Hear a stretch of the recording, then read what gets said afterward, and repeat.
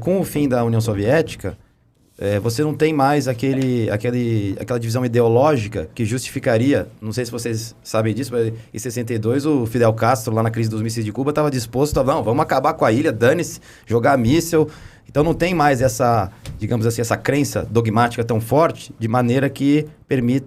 Então isso é um motivo até de um pouco mais de calma, né? Mas o que acontece, né? Acho que essa é a questão principal. O arsenal nuclear, e principalmente não só a bomba atômica em si, as 6 mil, 7 mil ogivas que a Rússia tem, os Estados Unidos tem também, que antes eram 30, 40 mil, foram reduzidos, mas 6 mil, como eu disse aqui há pouco, já é suficiente para explodir o mundo várias vezes, né?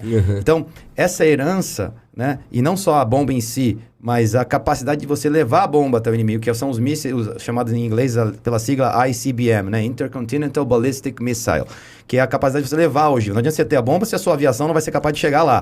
Agora, se você solta 6 mil mísseis nucleares, não tem nenhum escudo que proteja. É muito improvável que você consiga se defender disso. Então, você acaba com o planeta. Então, essa herança da Guerra Fria, no início ali da derrocada da União Soviética, 91 para frente, né? A Rússia estava aquele caos. Então, a Rússia, apesar de continuar em posse desse armamento, né, ela passou a ser, digamos assim, uma preocupação menor, né? Mas ainda sobrou a Rússia como o único país, a Federação Russa, com capacidade de o que os americanos chamam de ameaça existencial, né?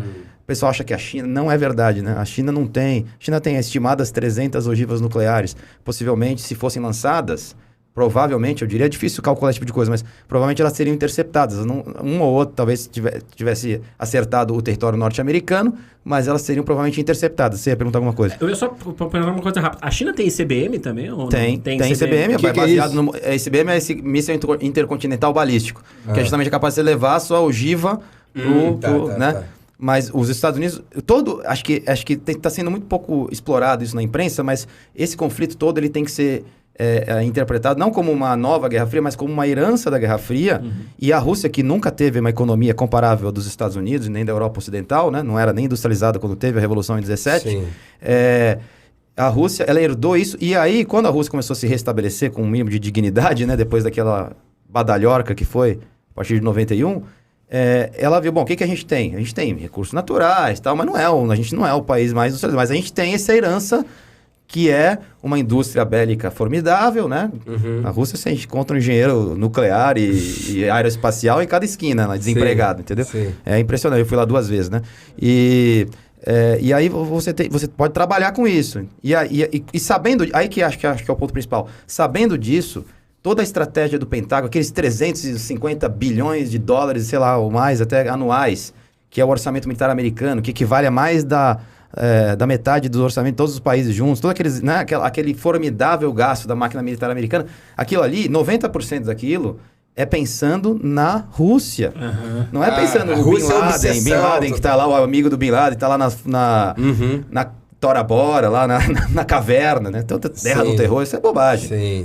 Os estrategistas no Pentágono, eles têm que fazer assim, é que nem você, por exemplo, entra um bando de bandidos aqui, você vai pensar na ameaça maior, né? Se entrar um bandido 2 metros de altura com uma 12 na mão, e aí mais 3 caras magrinhos sem arma, você vai se preocupar com quem? Com a ameaça maior. Então, é a ameaça existencial. Então, todo o esforço... Então, aí, por isso que justificou na cabeça do...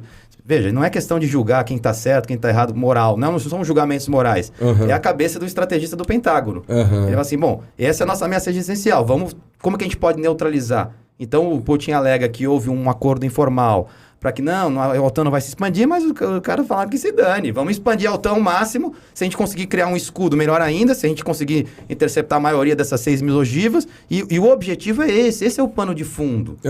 Né? E as pessoas não estão explorando isso bem, fica uma coisa muito rasa ou moralista, né? Sempre... Mas esse é o pano de fundo, quer dizer, a Rússia tem sobrou que ser isso, quer se restabelecer como potência, não tem a economia para isso, porém tem esse arsenal para isso. Esse aqui é a chave de interpretação do que está acontecendo, na minha opinião.